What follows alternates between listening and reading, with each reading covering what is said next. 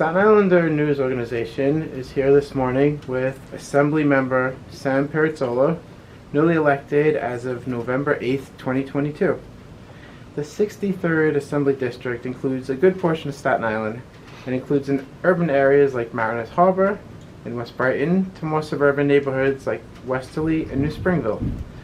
Congratulations, Assemblyman Pirozzolo. Thank you very much. You're quite welcome. Assemblyman Pirozzolo is a successful small business owner and optician by trade. Sam is also former president of Community Education Council 31, where he tackled many major issues and accomplished his goals, including fighting for the immediate cleanup of toxic PCBs in Staten Island classrooms. So we're truly fortunate to have someone as concerned as you are, Sam, about the welfare of others, and that you're now serving us in public office. Well, just a few questions about your background. You're a native Staten Islander from a noted Staten Island family. I've read that your family had the first home with electric wiring on Staten Island. So it's funny, I was just talking to my brother about that today, right?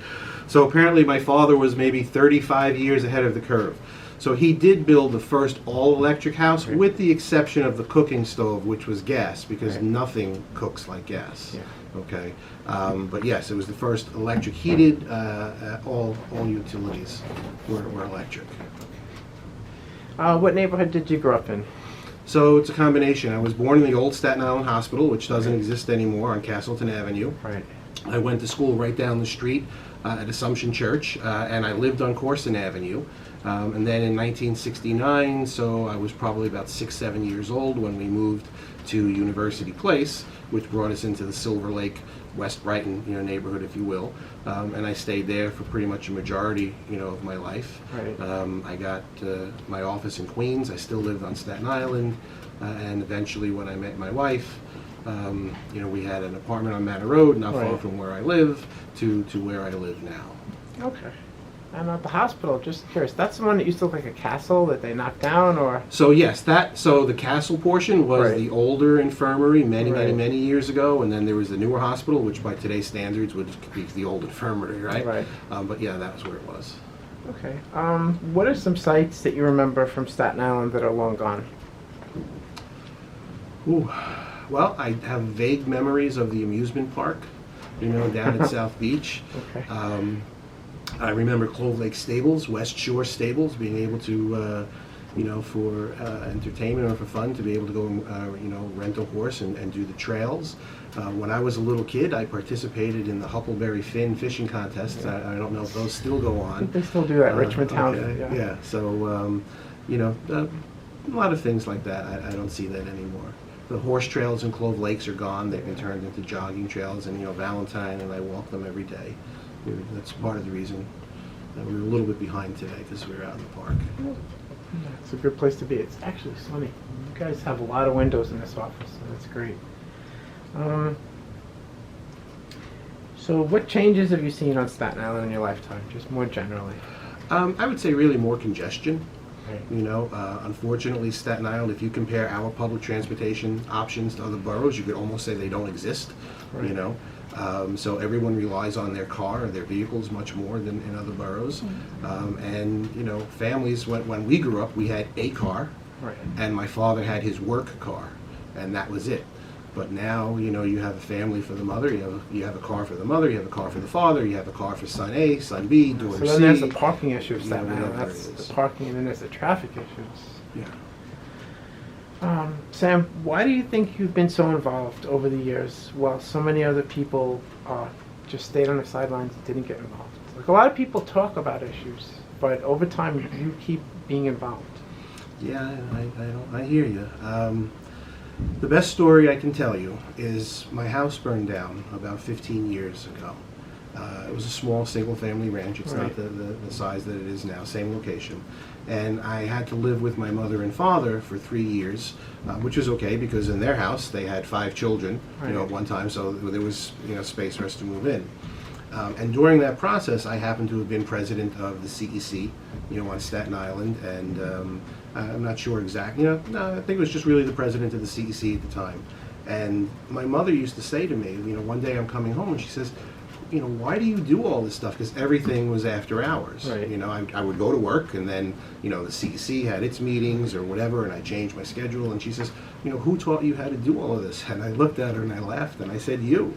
I said, you're the one who taught me how to do it. She was the den leader for the Cub Scouts. Right. She was the Mothers Guild leader at the church. She was always involved, in other stuff. And, I don't know that the service is the same, but it was just, a life of service. She was the first, I believe, licensed female insurance broker on Staten Island. That's really So, interesting. so there is some trail. So we have a first female license. My father did the first housing and electric house, and I'm the first elected in the family. So I don't know. We see what happens. Okay, Sam, what advice do you have for young people who want to become more involved in their community? You have to do it. So basically I was before children, right? This is really how it happened, is before children I was very involved in my business in Astoria, Queens. I was chairman of the Business Improvement District, but before I was chairman there, I was chairman of marketing promotions, sanitations, holiday lights, all the different committees. I worked with the National Society to Prevent Blindness. We developed that program, many years back. There was Be Wise, Check Your Eyes, like a slogan, like don't cross at the green. Cross at the green, not in between, Yes. Type of thing. So I was very focused, politically or professionally, politically, right? I was the president of the Metro chapter of the New York Society of Opticians. Then when we had children, things changed. My focus became to Staten Island. I came home one day, and my wife held up the newspaper in the advance and said, why don't you do this? And this was the first time I ran for the CEC. But already my daughter was in school, so we were on the PTA. I had run for a school leadership team position, and I had won that position. And then being elected to the CEC, I had to withdraw from that position, so they didn't have to hold different elections, right? So that's basically, how it started. And, with children, that brought my centrist, my focus back to Staten Island. Okay, so you're And education. basically telling people, young people, to do something. You have to do something. You can't do it from home. You certainly can't do it from online. Online is a tool that enhances what you do physically. If you're not willing to do anything physically, it's basically the same, in my opinion, as not really doing anything. Thank you so much, Sam. I think that'll be helpful for our readers. Now, how do you plan to use your time in office to work for the people of your Staten Island district, both black and white, affluent and struggling? Because it's a range of different areas that you have. Right. So I don't see it as black and white, affluent and struggling, because everybody has problems, no matter what it is. It's funny, when I did an interview, I was asked if I'm more of a righty, a centrist, or a leftist, and I denied all three of those. It really doesn't have anything to do with right, left, or center, which is a popular game that we play at Christmas, but anyway. It's right and wrong. Something is either right or it's wrong, and usually it's right for everybody or it's wrong for everybody. So that's kind of how I make a lot of my decisions. That's an interesting answer. What effect? Well, you've worked with bipartisan committees in the past and got things done. Clearly, you did in terms of education. What do you think will help our society's lack of unity over political philosophy, against skin color, and even ideas of what values matter most in a society? Eliminating social media.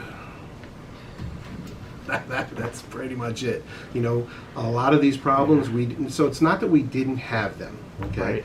There were always problems, injustice and race or whatever it was.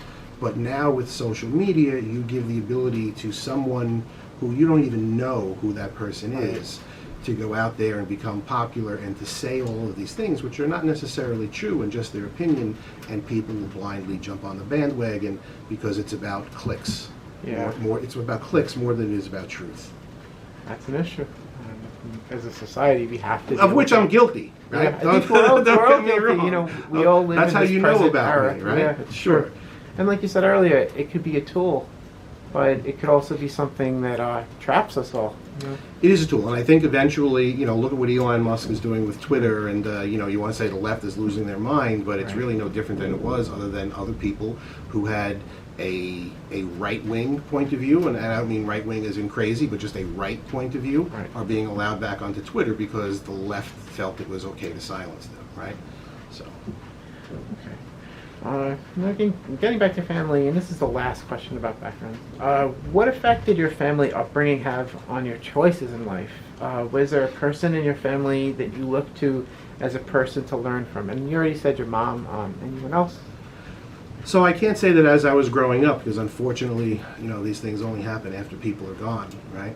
But my father and my mother also. I mean, my father when he came to this country, I think was in Curtis High School, and one day he said, "That's it, you're not going to school anymore, you're going to go work for Benny." And Benny was into construction, electrician, and he taught my father, and that's really what happened. I remember as a child, my mother putting us in the car, maybe because I was the youngest, and bringing dinner to my father. He used to work at U.S. Gypsum because he was doing an overnight shift, so we would bring him, his meal. While he worked at U.S. Gypsum during the day and even at night, he was able to get his contractor's license, his plumber's license, and he worked under a friend's electrician's license. So, when you talk about people who come to this country and they don't have much and what they're able to achieve through the termination, that's what I learned. And what we're seeing today is that people are not being told you have to achieve, but we will give you because everybody should kind of be the same. It's never going to work. There are always people who are going to do more work than others. Yes. That's what I was just. Okay. And now on to some of the current issues that you will be contending with and plan to address. Oop, gotta go. So, Assemblyman Pirozzolo, New Leaf had a plan to put a set of Tesla batteries in Our Lady of Pity Church's parking lot on Richmond Avenue. In case anyone doesn't know where that is, that's just north of Victory Boulevard on the west side of the street, right next to the Car Lane shopping strip mall. There were community concerns about safety. What's happening with that? Well, fortunately, so this is a project I've really been working on since November. I went down and I met with Gina DeSantis from Moore High School. I know it as Countess Moore because, I'm an old timer. And I toured the site and I looked at where it was, and, it was kind of ridiculous to put anything there. Right. Forgetting the health and environmental potential hazards, it's just taking away the usable space that the schools use as their staging area, because quite literally, 200 feet is a charter school, a few more feet is more Catholic, across the street is public schools, there are a couple of other schools, and you're in, so the church, not so much in their parking lot, pushed it into a wooded area which has a stream, so then all of a sudden the environmental concerns for the stream seem to, to have disappeared. So it was really just a bad location. So I do want to thank, New Leaf Energy for rescinding that application. I look forward to working with them, in future sightings. We've all seen the videos of buses, electric buses burning, electric cars burning. A few years ago, those hoverboards you were buying were burning. They can't be put out very easily. Right. Well, they can't be put out at all, Right. depending on the size, right? Yeah. But these batteries, from what I've been told, can't be put out at all because they're just too big and they have to burn out. So I don't know how long it takes a mega gigawatt battery to burn out in a church parking lot, but I do know that depending on which way the wind is blowing is who's going to get sick, from the toxins and the gases, that are released. So we have to do better in sighting these. That being said, this is a great idea. We need them. It may help supplement our grids in the future. So I'm not opposed to them. This one was silly. Sam, what observations can you make about how the present system of bail reform is working in NYC? What are its major limitations and shortcomings? Any apparent flaws? So let's talk about how it's working first, right? So if you get arrested and released, you get to go on and commit another crime. Right. You get arrested, you get released, you go on to commit another crime. If you get released and unfortunately murder someone, well then all of a sudden the bail system kicks in now that you've murdered someone. So I guess we could call that a success, right? But that would be the only success, is that we release a person so many times until the level of crime becomes so bad that it's murder, whether it's planned, premeditated, accidental, or whatever. So I actually called an attorney the other day to see if a perpetrator of these crimes would actually have any legal recourse against the city or state for saying that, well, you didn't remand me. Now, Right. you could have put me in jail, or you could have gotten me treatment, so it's your fault that I went on and killed this person. That's an interesting perspective. It is an interesting perspective, which goes nowhere, unfortunately. Okay. Unfortunately, because judges that are doing what they're doing are just Right. following the law. You know, when Kathy Hochul made her State of the State address, I was very happy that she recognized, and she started off, I believe, with bail reform. Or not, she didn't start off with bail reform at all. She started off speaking about crime, right? And everyone, when you sit in the chamber and the conversation, always goes, what's the root cause? And I submit that the New York State legislature is the root cause, because we allow this to happen. And I will tie that directly to education, because I believe that education is the response to everything. So if you want to say that this person didn't have a good upbringing, or wasn't able to get the education, well, who's responsible for the education? I am. We are, right? So if we continue to pour money into NYCHA, into education, into all these systems where we see that there's no progress, then I think we are the root cause, right? So we need to have some sort of accountability. You know, and everybody says, oh, as soon as he says accountability, he talks about education, he's blaming teachers. I am not blaming teachers at all. I am blaming the education system, right? This is, they're doing what they're being told to do. We need to change that, right? So you want to fix bail reform?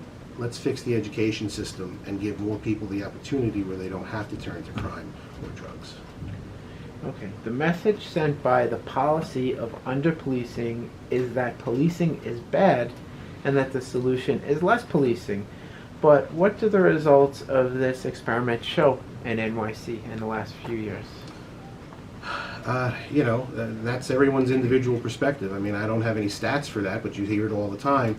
So, you know, they say, oh, crime is really down, yet more people are being murdered on the subways, who's being pushed in front of trains, who's being attacked. You see videos of a gentleman walking down the street, somebody comes up behind him, just smacks him in the head with a bat. You know, people are attacking cops with machetes and things like that. So I would say the perception is that crime is rampant. Now, policing has become more community-oriented in recent decades. How do you feel about efforts to make police departments more able to effectively communicate in a positive way with the community through additional training to help deal with the public better? I don't know. That's really a complicated situation. I mean, is there always room for improvement? Yes, there is always room for improvement. Every single profession, and I'm going to turn to the legislature again, right? We've all had people who don't do the right thing. Okay, and you find them, you prosecute them, you get rid of them. That should not be a bad or broad brush on everybody. For the most part, I mean, I'm sure the police, you know, the police I know all do a great job. They're struggling right now because they're having difficulties. You know, they arrest someone and the people are out on the street before the paperwork is done. Now, fortunately, on Staten Island, I think that we are beneficial because of our district attorney is not a woke district attorney. So kudos to Mike McMahon, because he will bring charges against people and he'll keep them in jail. One of the problems that we have on Staten Island is that if a violent offender is arrested over the weekend and the city sends in a judge from Manhattan, that Manhattan judge will release that person, where a Staten Island judge may not have done that because of the liberal policies that they So aspire on the to. weekends, they bring in judges from the If city? they don't have one on Staten Island, yes. So that's a problem that we're looking into. I to wasn't aware address. of that. I think most islanders probably don't know that. They do now. Assemblyman Pirozzolo, while it's true that as Americans we are allowed to have our own values, as we don't have an official state or religious moral sense, we can agree that stealing is wrong. Robbing people is wrong. I mean, we said shoving people on the subway is obviously wrong. What factors do you think are influencing people, especially the young people who can still change, to violate the boundaries of others by means of physical violence or taking what's not theirs? Well, I'm going to turn to social media again, because people do things just to be popular on social media, and if they do something that's illegal and there's no consequence, then this is good and they're just going to continue. So I think social media. But let me you said something there about religious. We have the right to be our own, to choose our rules. Read that to me again, please. Well, it's true that as Americans we're allowed to have our own values, as we don't have an official state or religious moral sense. We can agree that stealing is Right wrong. there. So forgetting the stealing part, let's talk about the religious moral values, right? I am stunned that every day we begin our session, we stand. If there is a a religious person, a preacher, or whatever, a reverend, we say a prayer. I look around, no one is sitting down, no one is kneeling. We say the Pledge of Allegiance. I look around, no one is sitting down, no one is kneeling. So as the New York State Assembly, we recognize that we should have a moment for a prayer to guide us in our actions, what we're doing, and a pledge for our fidelity to the country. Yet, as legislatures, that's not a good thing to do in schools. How? How do we do it, but don't allow everybody else to do it? They don't allow Pledge of Allegiance in schools anymore? That's not so much that it's not allowed, but it's not necessarily done anymore. And God forbid you want to say a prayer. Yet we begin every session. And if there is no one there to give a blessing, it is noted that today there is no one here to give a blessing. That's a contradiction then. A little bit. Okay, you already spoke on this, but Sam, what's your background in education advocacy? If you want to just briefly go into that a little bit. Well, so my background is I have children. My children were part of the public school system. I don't think the public school system is a bad system, but it is bad for a lot of people.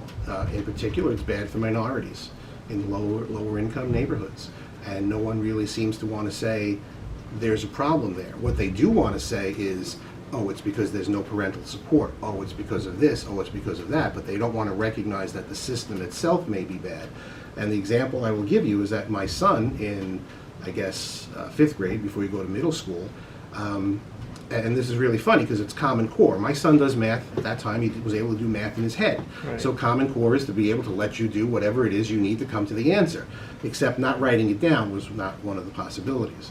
So he would do multiplying fractions in his head, and he would write them all down, and it's possible to get all your answers correct and fail because you didn't show work, and it's possible to get all your answers wrong and pass because you showed work, right? So being a young child, there were some difficulties in getting him to, want to read and show work and things like that because he just had his ways of learning. But the public school would not recognize that. And unfortunately, the teacher had 34 other children in the class. So we decided to homeschool him because as a general ed student, the public school system couldn't provide what he needed. So, so we did that, and that was great. 1 year into that, my daughter, who was a freshman in Susan Wagner, said, wait a second, how come he's being homeschooled, right?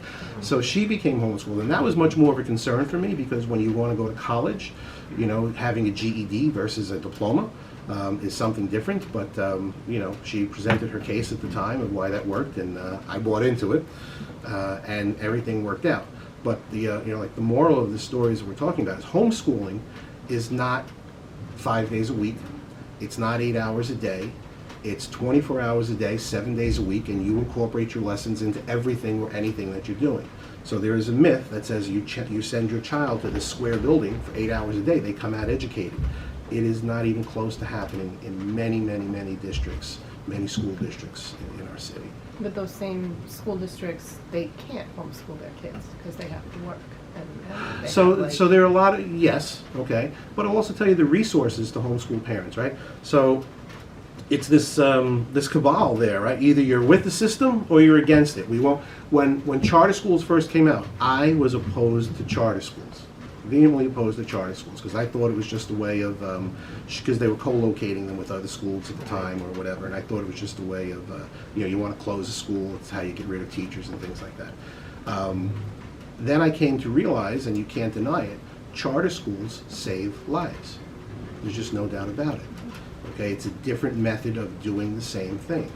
So I am an advocate of charter schools, and I don't know why there has to be a cap. Charter schools are public schools, right? So why do we have to say we can only have so many? And not every charter school is successful. The UFT charter school went belly under. Happy to say that, right? Unfortunately, not that I'm, but listen, everybody has a success, ratio. But charter schools can outperform and certainly help individuals and communities. Most of those communities are minority, underserved communities by the standard education system. So there should be no cap. If you want to homeschool your child, there should be resources. It's not that you just pull your child out. We had to file an educational plan for our children. We had to say we had certain resources. I'm telling you, we bought microscopes, we bought computers, we bought, DVDs on the History Channel. We bought books on tape, so my son could read along, and listen. So there are other avenues that we need to explore and incorporate into education, that if it works for you, then this is the way you go, and if it works for somebody else, that's the way they go. The myth of coming to the building and walking out educated obviously does not work. And that's what the governor suggested. How do you feel about that? The most ridiculous thing, I laughed when I heard it. So let's talk about it, right? So if inflation goes up, you're going to increase the minimum wage. Okay, I got it. What happens when inflation decreases? Are we now going to say to that person we just gave a 85-cent raise to, that we're taking that 85 cents away, right? So that's kind of odd. So if there's going to be an escalation policy, there should be a de-escalation policy that goes with that. And then it goes back to saying what I said before. Even the supermarket, whether it's a local supermarket or a big chain, when they open that door in the morning, they have to have so much of a markup on every item in order to be successful. So if you want to say that all of a sudden everybody, Pathmark, Stop and Shop, local places, like Met Food, whatever, if everybody has to get that price increase, that salary increase, then there's going to have to be a corresponding price increase. You can't expect businesses to take it on the chin every time you have a whim of giving somebody more money.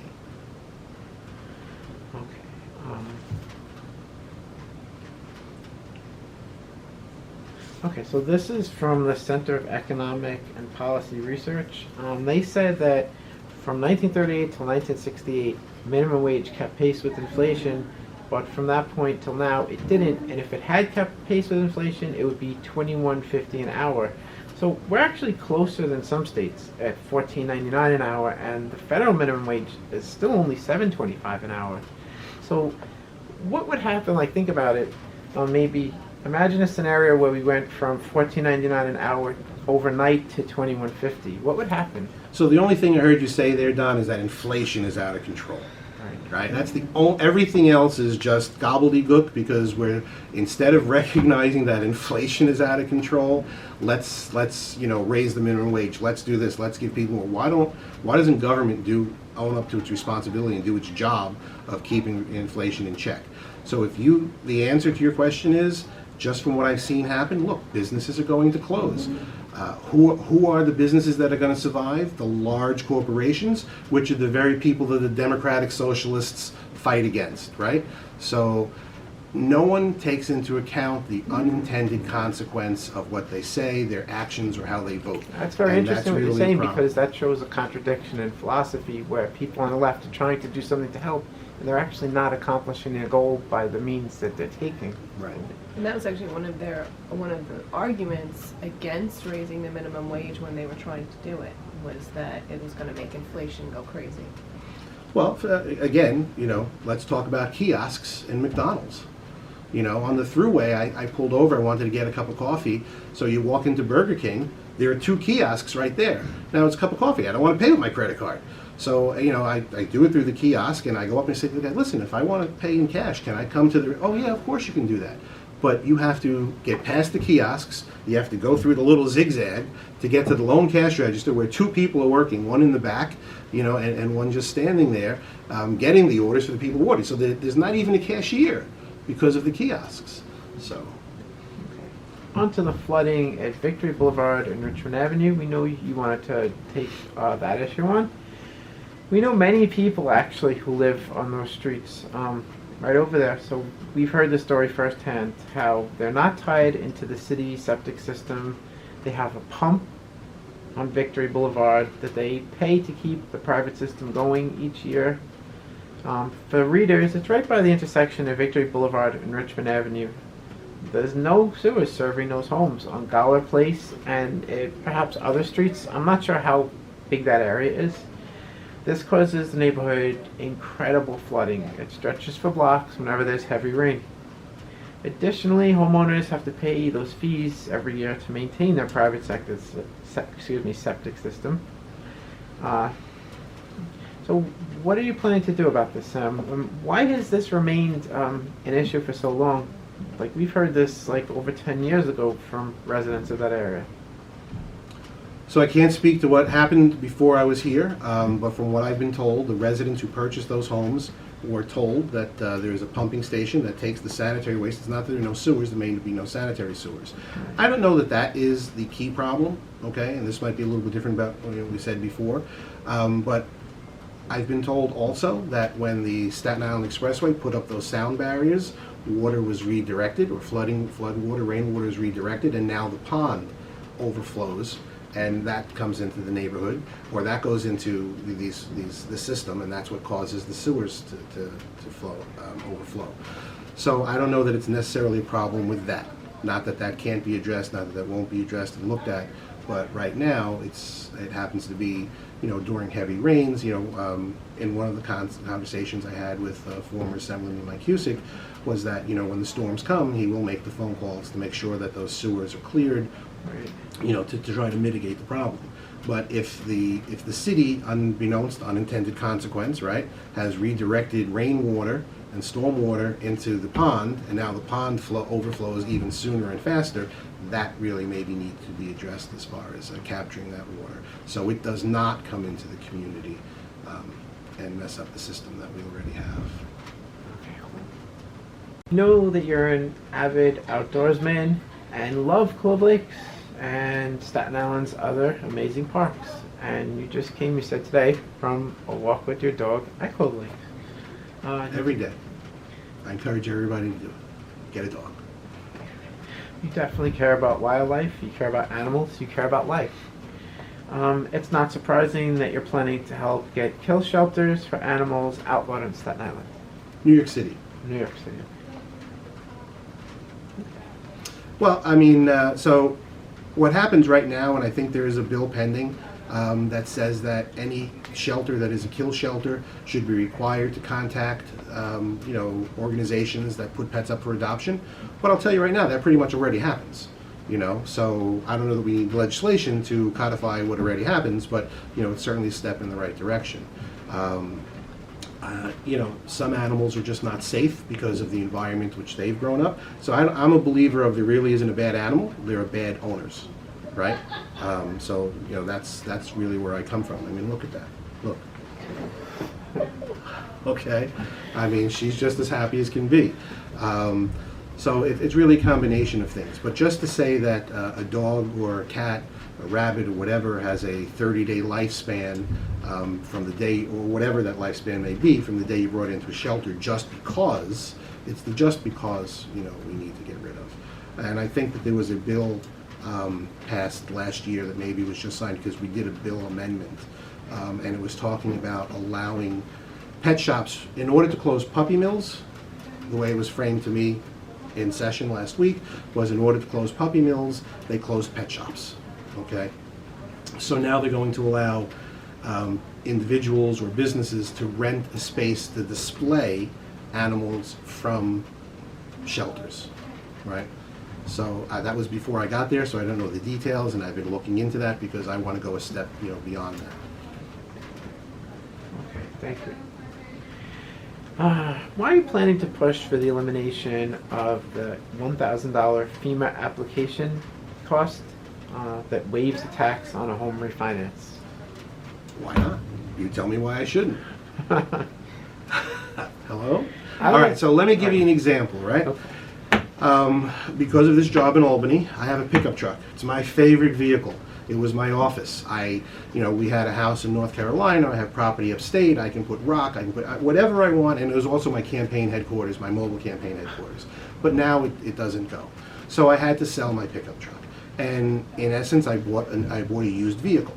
So when I sell my car, let's say I sold my pickup truck for $30,000, and I bought another vehicle that was worth $50,000.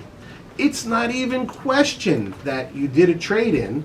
That's $30,000. So instead of paying taxes on $50,000, you pay taxes on $20,000. It's just the way you do business, right? So why is it when someone goes to refinance their house and they have to pay taxes, or they have to say, wait a minute, I paid $300,000 for my house already. I paid taxes, or I am paying taxes on that $300,000. I have to pay a separate fee of $1,000 or more to my bank to recognize the fact that those taxes should be deducted from this. That's insane. I don't even think banks like it because it holds up, you can lose contracts. You know, it holds up closings. People have lock-in dates for their insurance, their mortgage, and things like that. So it's a problem. And now with mortgage rates increasing, those people who aren't able to maybe lock in a lower rate are now saying, gee, we better do this before they get any higher. And who are we talking about here? We're talking about everybody, right? We're not just talking about affluent people. We're talking about people who are struggling. Okay, regardless of what their race, religion, nationality is, everybody, you know, there are people who are struggling. So I have to pay $1,000 to tell you that I already paid tax on something that I own. You know that you can't buy a house without 15 lawyers and aides at that room saying, oh, where's this form, where's this form, where's this form? They know that tax was paid. Why do we have to go through the process? What happens, Sam, if you don't pay that fee to FEMA? Then you have to pay taxes on the whole amount. That doesn't make sense. It's a good thing that you're pointing this out, because that's really strange. So they'll be taxed twice on something? Yeah. So did you ever buy or sell a car? Did you ever trade in your car? Yeah. Okay, so when you trade in your car, right, whatever that value is, comes off the new purchase, and you don't pay taxes on that because you already paid taxes on it. So how would it stand all this time that people would have to, as a default, pay taxes twice? Like, I understand, okay, you pay the $1,000, you don't pay the taxes, but the default is to pay taxes twice then. Yep. That's unusual. So actually, that's not necessarily the default. The default is either to pay taxes twice or get screwed over, right? Because now you're going to lose your locked-in rate. So you might lose that. That might expire. So now you're going to a higher rate, and that higher rate may be the equivalent of paying taxes twice. Your closing has to be rescheduled. The bank has to probably have processed different applications. I mean, like I said, I'm researching right now to see how banks feel about this. I'll be talking to local real estates and the real estate board on Staten Island, just to see how they feel. But just from a common sense point of view, it's a given. And it's a known factor. No one benefits except, I guess, FEMA getting the fees. It doesn't help anyone in the process, right? So it's not even a fee issue. It's not that the state is losing income or anybody is losing income, because you can file the CEMA form anyway, right? So in theory, you might want to say, well, gee, it's the lending institutions that do this, but I don't know that lending institutions want to do this because they lose deals.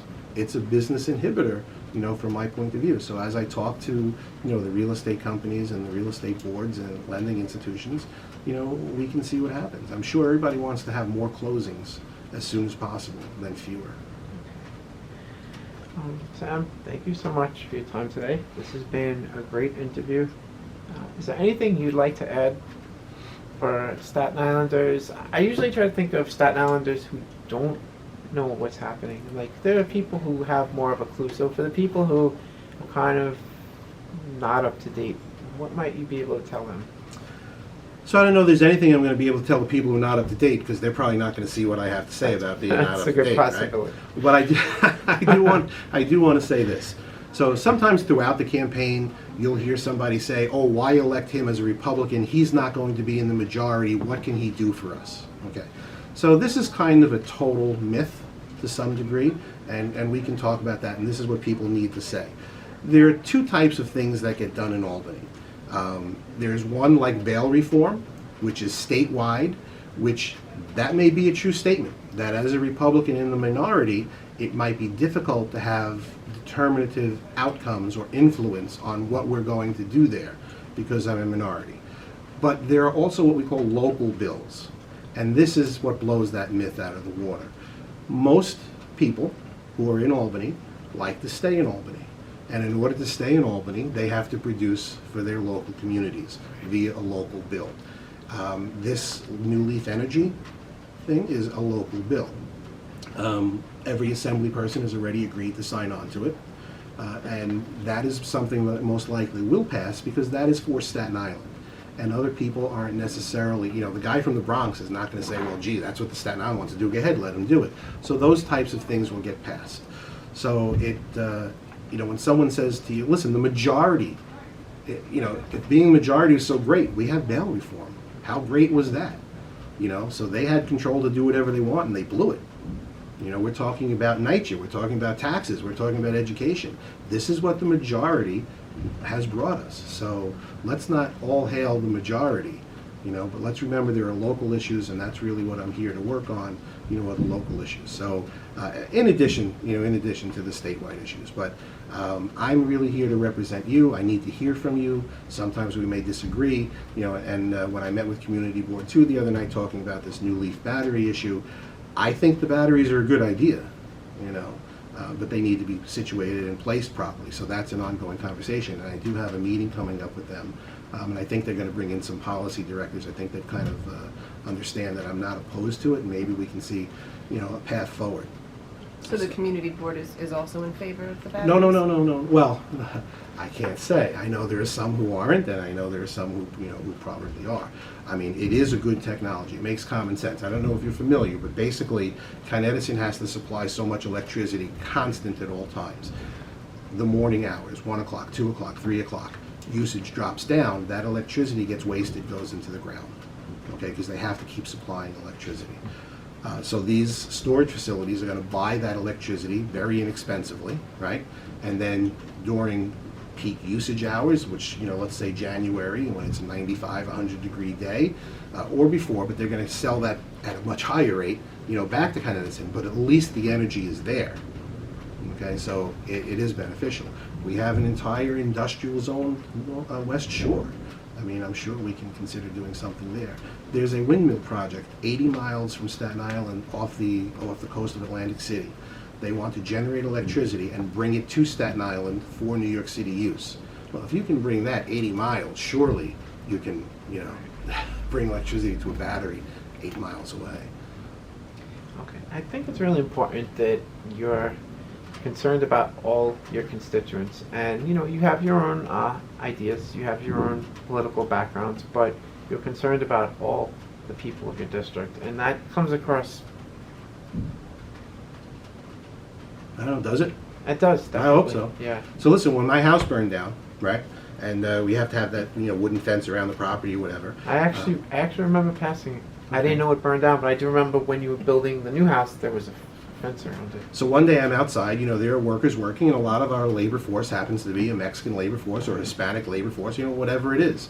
And I'm sitting there talking to the contractor, whatever, and everybody's doing their work, whether it was bricking, roofing, I don't know what it was. And somebody drove by and was making a derogatory comment against Hispanic people. Right. And I heard that, and I stopped what I'm doing, and I said, you know what, 30 years ago, they said that about Italians, That's actually true. Yeah. you know? So that's part of, you know, where that comes from. Everybody is human, everybody deserves a chance.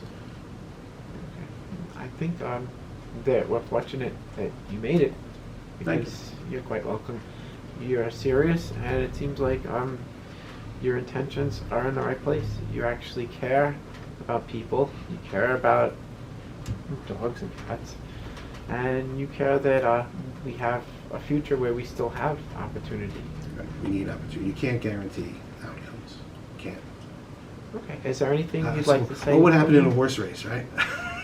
You bet your money everybody wins. That'll be a new sport, or a new form of baseball, where you have the score at the beginning of the game and they have to work toward that score at the end. That would be interesting. Yeah. Okay. Any closing statement? Anything you want to No, say? I just want to thank the people of my district, people of Staten Island, and I want to recognize this too, that, you know, when I said my district, right? So we live on an island, you know, and you can get voted off the island, right?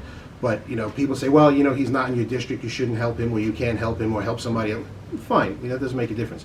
But realize that my district changes, okay? You can be on the end of Highland Boulevard with your feet in the water, and you are in the Mid-Island voting district, okay? That didn't happen before that gerrymandering attempt went on, and it's going to change. So what do? I talked to some of the people in Travis because we want to do a water, you know, a sewer project along Travis Avenue because there's flooding. And then all of a sudden, the district changes. I'm sorry, I can't help you anymore, right? So we are all in this together. There's really no such thing as a district. By law, I have boundaries. You know, I talk about this battery center that I can work for people within my district, and I can work with other elected officials to maybe spread it around. Does everybody think this is a good idea?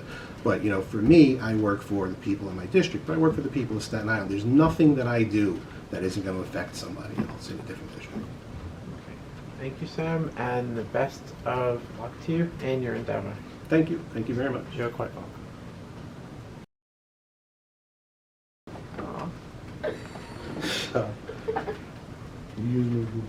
And this is the doggy who was here the whole time.